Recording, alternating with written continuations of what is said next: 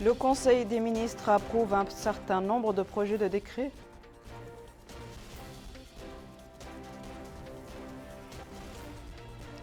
Le port autonome de Nouakchott, dit Port de l'Amitié, abrite le lancement des activités de la Société des services maritimes de Nouakchott.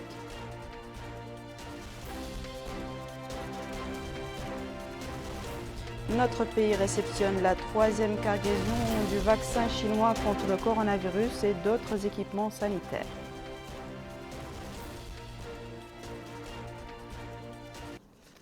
Bonsoir mesdames, mesdemoiselles et messieurs et merci de vous joindre à nous pour se prémunir de la Covid-19. Faites-vous vacciner et respectez les mesures barrières. Je vous le disais en titre, le Conseil des ministres s'est réuni aujourd'hui sous la présidence de M. Mohamed El-Cheikh El-Ghazouani, président de la République.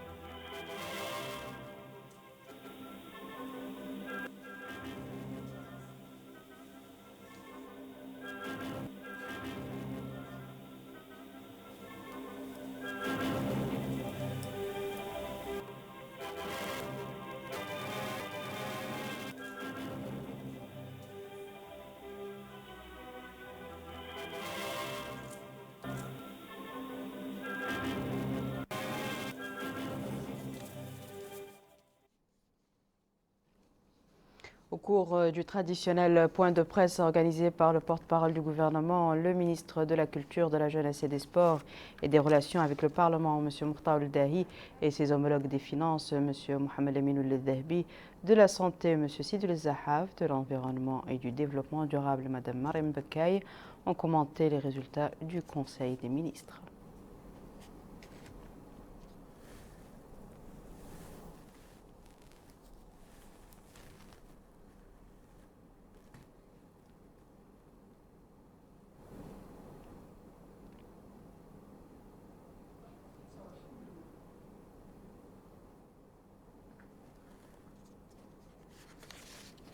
Démarrage officiel des activités de la société civile maritime, société service maritime plutôt, de Nouakchott, filiale de la société Boulouda France en Mauritanie, aujourd'hui à Nouakchott, sous la supervision du ministre de l'Équipement et des Transports et de celui des Pêches et de l'Économie maritime.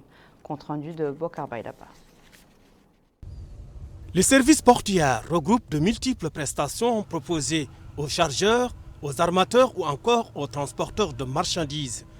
Ils peuvent être regroupés en deux grandes catégories. Les services rendus aux marchandises d'un côté et aux navires de l'autre. Et à cette occasion, le ministre de l'Équipement et des Transports, Mohamedou Ahmedou Mohamed, a déclaré que pour des services maritimes de qualité, il faut de gros investissements en matière d'équipement et une grande maîtrise pour administrer les opérations afin d'assurer l'exécution des engagements dans ce domaine et de garantir des services de qualité pour accueillir les bateaux. Il a souligné que le lancement des activités de la SSMN contribuera certainement à augmenter la compétitivité du port de Nouakchott et s'inscrira dans le cadre des réformes que le port a réalisées en moins de 2 ans. Pour sa part, le directeur général du port autonome de Nouakchott, du port de l'Amitié, Sid Ahmed Raïs, a indiqué que les nouvelles réformes ont permis, au cours des 8 mois écoulés, d'augmenter les recettes opératoires nettes du port. Il a indiqué que ces réformes ont permis de conclure des conventions stratégiques avec des sociétés mondiales. Ainsi, ce partenariat permettra de valoriser les services maritimes en Mauritanie. Dans le cadre de ce partenariat, nous allons donc procéder à l'exploitation des services du remorquage portuaire, du service du pilotage portuaire et du service de l'amanage. Le service de l'amanage étant l'opération qui consiste à amarrer les bateaux à quai. Dans le cadre de ce partenariat, là, nous allons récupérer les 3 remorqueurs du port autonome de Nouakchott. Et donc dans ce cadre-là, nous allons aussi travailler en commun avec le personnel qui faisait déjà ces opérations et que nous allons intégrer à notre groupe et à la société SSMN. De son côté, le chef exécutif de la société Bolida, Antonio Bordis, a souligné que les partenariats avec les sociétés spécialisées permettront de mobiliser rapidement des ressources importantes et une expertise de pointe. Intervenant à son tour, le directeur général de la société Arais Mauritania, Victor Gartner, a souligné que la SSMN contribuera à placer le port de Nouakchott au plus haut niveau international dans le domaine du transport maritime. Secteur très étroit du marché, le segment de la manutention connaît une phase de développement et de structuration dans notre pays. Notre pays a réceptionné hier soir à l'aéroport international de Nouakchott-Moutounsi la 3e cargaison du vaccin chinois contre le coronavirus et d'autres équipements sanitaires. Compte rendu d'Aminata Khan. Notre pays réceptionne la 3e cargaison du vaccin chinois Sinopharm composé de 200 000 doses et du matériel médical. Supervisant la cérémonie, le chargé de mission au ministère de la Santé, Cherbay Oul Mkhetrat, a déclaré que le ministère de la Santé l'a chargé de présider la cérémonie de remise de dons accordée par la République populaire de Chine, ajoutant qu'il s'agit de la 3e cargaison en provenance de la Chine et que le nombre de vaccins réceptionnés jusqu'à présent par la Mauritanie en provenance de la Chine est de 53 000.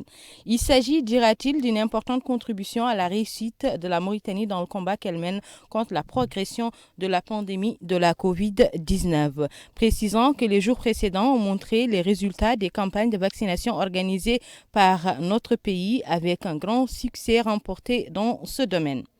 Il a enfin exprimé ses sincères remerciements à la République populaire de Chine pour l'appui qu'elle n'a cessé d'accorder à notre pays. Lui succédant, l'ambassadeur de Chine dans notre pays a déclaré que l'actuelle cargaison est la 3e en provenance de la République populaire de Chine. Ces cargaisons, dira-t-il, de vaccins et autres formes d'aide sont le fruit de la coopération fructueuse existant entre les dirigeants des deux pays qui ont l'intention de développer les relations de coopération dans l'intérêt des deux peuples. Il est à noter que cette cargaison ne sera pas la dernière, a-t-il précisé, enfin qu'une autre est actuellement en cours de préparation. Il est important de noter que ce don entre dans le cadre de l'appui aux efforts du gouvernement mauritanien pour lutter contre la pandémie de la Covid-19 grâce à la vaccination du plus grand nombre de citoyens. Pour la 2e journée consécutive, les travaux du séminaire Transition énergétique en Mauritanie et perspectives prometteuses de développement de l'hydrogène se poursuivent. Aujourd'hui, des présentations dont l'hydrogène vert, vecteur de développement énergétique du futur, ont été présentées et discutées par les participants. Retour à Bokar Bayraba. Énergie d'avenir, l'hydrogène vert, lorsqu'il est produit sans émission du gaz carbonique, pourrait révolutionner plusieurs secteurs économiques. D'ailleurs, les participants ont eu à échanger sur des thématiques telles que la production des différents types d'hydrogène, les avantages et les défis de l'hydrogène vert et la manière de le stocker et de le transporter. Je m'appelle Hanifi Ahmedou Ebi, je suis le directeur d'exploitation par intérim de la Société mauritanienne des hydrocarbures SMH. Donc, la Mauritanie a aujourd'hui devant elle une occasion d'or pour pouvoir c'est-à-dire produire ces énergies, disons, clean ou bien des énergies propres et en servir l'Europe, par exemple. Il y a plusieurs pays européens qui sont demandeurs et qui sont dans les besoins de cette énergie-là et la Mauritanie a la capacité de fournir cette énergie et par conséquent devenir l'un des leaders mondiaux en termes de production d'énergie verte, bon marché. Je suis professeur à la faculté des sciences et techniques. Je suis venu ici pour faire une présentation relative à l'hydrogène, la question suivante, l'hydrogène, vecteur d'énergie du futur. Alors, et d'abord, pourquoi on cherche des énergies renouvelables? Parce que tout le monde maintenant sait que si on continue à aller dans le sens où nous sommes, on va droit dans les murs. Parce que les énergies sur lesquelles on se repose, qu'on utilise, qui sont, si vous voulez, la base de notre civilisation jusqu'à présent, ce sont des énergies non renouvelables, des énergies stock, des énergies fossiles. Donc on est obligé d'essayer de chercher d'autres énergies qui ne sont pas fossiles et donc qui ne vont pas disparaître et qui n'ont pas ce problème de pollution. Je suis Saïd Naché, le directeur des relations internationales de l'Institut français des pétroles et des énergies nouvelles. Il arrive à un moment où le pays s'ouvre à de nouveaux investisseurs dans des domaines extrêmement importants, non seulement pour le pays lui-même, mais aussi pour les marchés internationaux, en matière de production d'hydrogène, production d'énergie solaire et de production d'éolien. Donc ce symposium a été l'occasion de mener des échanges, des réflexions avec les participants qui représentent des sociétés internationales, des gens qui sont venus explorer les potentialités d'investir dans le pays avec des retombées espérées qui sont très importantes. Pour rappel, notre pays vient de signer récemment un mémorandum avec la société CWP pour le développement de l'un des plus grands projets d'énergie renouvelable au monde, afin de produire et d'exporter l'hydrogène vert et ses dérivés. Je vous invite à présent à prendre connaissance de la dernière situation épidémiologique relative à la pandémie de la Covid-19 dans notre pays avec le bulletin quotidien du ministère de la Santé. 47 nouveaux cas positifs ont été enregistrés durant les dernières 24 heures, dont un cas contact et 46 cas communautaires. Aussi, nous avons enregistré durant les dernières 24 heures 103 nouvelles guérisons et un décès. Le cumul de cas positifs enregistrés depuis le début de la pandémie est de 35 989. Le cumul de guérisons est de 34 587 et le cumul de décès est de 774. Nous avons aujourd'hui 628 cas actifs, dont 601 asymptomatiques, 11 avec des symptômes simples et 16 avec situation clinique grave. Pour la répartition des nouveaux cas positifs par Muqata'a, nous avons enregistré durant les dernières 24 heures 3 à Tamchikat, 1 à Tantan, 2 à Kifa, 1 cas à Kayedi, 1 à Muqta al-Hajar, 1 à Kermessin, un nouveau cas à Mderdra, 3 à Oujef, 2 à Atar, 2 à Wadan, 3 à Nouadhibou, 3 à Chami, 1 à Mjriya, 2 à Seribabi, 1 à Zouarat, 3 à Gjoujat, 13 nouveaux cas à Tabraq Zena, 1 à Tayar, 2 à Toujounine et un nouveau cas dans la Muqata'a d'Arafat. Nous avons enregistré durant les dernières 24 heures 1753 nouveaux tests, dont 1179 TDR et 574 PCR. Pour la situation de la vaccination, nous avons enregistré durant les dernières 24 heures 1354 premières doses et 1699 complètement vaccinés, qui porte le nombre total des premières doses depuis le début de l'opération de la vaccination à 322 833 et le cumul des personnes complètement vaccinées à 575 089. Direction à la wilaya du Hawza Sharqi où le comité régional de préparation de l'entrée scolaire 2021-2022 s'est réuni hier soir à Néma avec pour ordre du jour l'élaboration d'un plan de préparation des établissements et bâtiments scolaires. Il a été décidé que le comité commencerait ses travaux demain avec une vaste campagne pour nettoyer et stériliser les établissements d'enseignement dans la wilaya. La rencontre s'est déroulée en présence du Wali Moussaïd, M. Mohamed Ould El-Hussein Ouledjeh, Wali par intérim, du président du conseil régional et de plusieurs chefs de services de sécurité administratifs, en plus des responsables régionaux du département de l'éducation et des acteurs de l'éducation.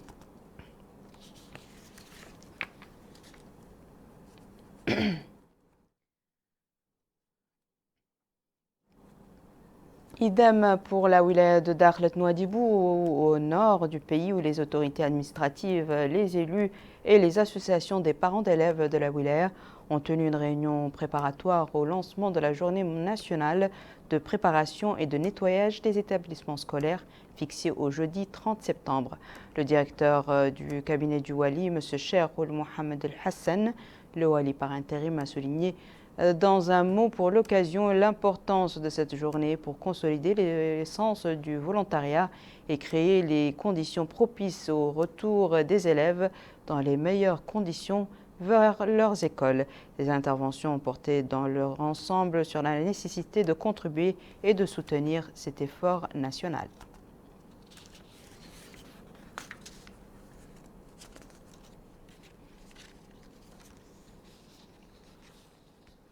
Autre activité à Nouadhibou, mais cette fois dans le domaine de la pêche artisanale où les préparatifs à la reprise des activités de pêche maritime sont en cours après une période d'arrêt biologique. Retour à Minata Khan. Les pêcheurs artisanaux se préparent et rangent leurs affaires au port artisanal de Nouadhibou pour l'arrêt biologique de 2 mois fixé par les autorités. À notre micro, ce pêcheur a déclaré que le repos biologique est nécessaire car les campagnes permettent aux espèces de se reproduire. Cet autre indique qu'ils ont été informés à temps du repos et que tous les acteurs à tous les niveaux ont été impliqués. Il remercie pour cela la direction du port. Le directeur du port autonome de Nouadhibou, Mohamed Valoud Youssouf, et ses proches collaborateurs ont effectué une visite de terrain dont l'objectif était de s'assurer de la bonne application des instructions et directives. Sur place, nous lui avons tendu le micro. Il a indiqué qu'il est venu vérifier les dernières retouches avant la fermeture du port artisanal de Nouadhibou, indiquant que le port travaille avec tous les acteurs, qu'il s'agisse de la zone franche de Nouadhibou ou des citoyens, c'est-à-dire les pêcheurs, ainsi que les autorités chargées de la sûreté qui sont la gendarmerie nationale et la police qui veillent à la sécurité sur les lieux. Il est à noter que ce repos biologique a permis l'année dernière une meilleure productivité de la pêche au niveau de la pêche artisanale à Nouadhibou, qui est un secteur qui emploie plus de 40 000 Mauritaniens. L'année 2021 relevant du commissariat à la sécurité alimentaire poursuit l'approvisionnement des boutiques par les denrées alimentaires vendues aux citoyens à des prix subventionnés. Retour à Minat Takhlil. C'est dans le but de permettre aux citoyens les plus démunis de subvenir à leurs besoins alimentaires quotidiens à des prix abordables que le programme d'approvisionnement 2021 du commissariat à la sécurité alimentaire au niveau de la wilaya du Tagan met à la disposition de 73 points de vente des produits alimentaires de base. Le délégué régional du CSA dans la wilaya du Tagan a précisé qu'une quantité dépassant les 2030 tonnes de produits alimentaires a été mobilisée par le commissariat à la sécurité alimentaire au profit de la wilaya du Tagan il y a 4 mois environ. Les produits reçus se constituaient essentiellement de blé, de riz, de sucre et de l'huile de cuisson. Pour la distribution de ces produits, l'État a mis à disposition 4 camions destinés à transporter les produits alimentaires des magasins du CSA vers les boutiques et points de vente se trouvant dans les zones enclavées de la wilaya. Les bénéficiaires de ces boutiques ont exprimé leur gratitude pour la mise à disposition de ces produits alimentaires subventionnés et en ont demandé davantage. C'est ce qu'a expliqué cette dame qui affirme qu'il n'est plus possible pour elle d'acheter au prix du marché. Des prix très élevés, contrairement à ceux subventionnés qui permettent aux citoyens, dit-elle, de vivre en dignité et d'acheter tout ce dont il a besoin. C'est ce qu'affirme également cet autre citoyen qui se dit sensible à cette démarche.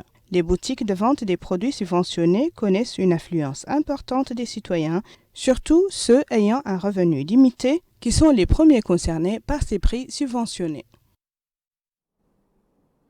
L'approvisionnement des boutiques par des denrées de base subventionnées se poursuit également au niveau de l'Adrar, où la délégation régionale du commissariat à la sécurité alimentaire précise que le nombre de boutiques ouvertes est suffisant pour répondre à la demande locale. Najia Jakani.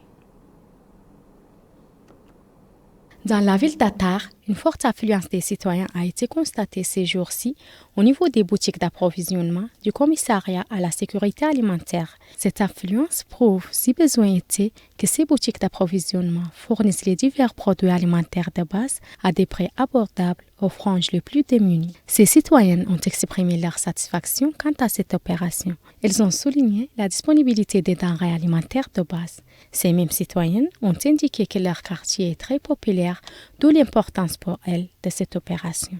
Selon le délégué régional du CSA de la wilaya de l'Adrar, M. Kamara Abdallahi, son département a mis en place des boutiques d'approvisionnement réparties proportionnellement au nombre des citoyens dans les différentes régions. Ces boutiques disponibilisent les denrées alimentaires de base. Le nombre des boutiques dans la wilaya de l'Adrar sont de 38 à Attar, 17 à Ojuft, 11 à Shingiti et 7 à Ouadzen, a déclaré M. Kamara Abdallahi. Cette opération a pour but d'améliorer les conditions de vie des couches vulnérables de la population et contribuera à stabiliser les prix de ces denrées alimentaires. Ici à Nouakchott, l'ONG Interface Action a distribué des paniers alimentaires aux familles d'enfants malnutris dans le quartier Dar el-Beda d'Elmina, en présence des autorités administratives et municipales de la Mourata d'Elmina. Environ 500 familles nécessiteuses ont bénéficié des paniers contenant 25 kg de riz, des bidons d'huile et de la farine alimentaire subventionnée pour les enfants malnutris. La secrétaire générale de l'ONG Interface Action a expliqué que ces distributions sont une étape importante de l'appui continu mené par son organisation en coopération avec ses partenaires au développement pour lutter contre la malnutrition chez les enfants, surtout dans le contexte Covid-19.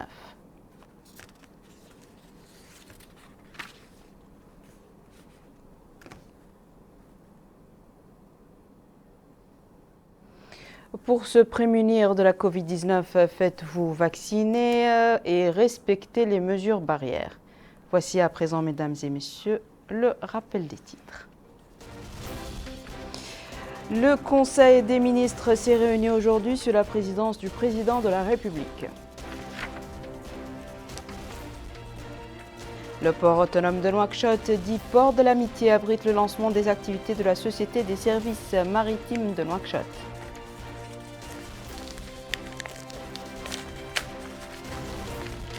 Notre pays réceptionne la 3e cargaison du vaccin chinois contre le coronavirus et d'autres équipements sanitaires.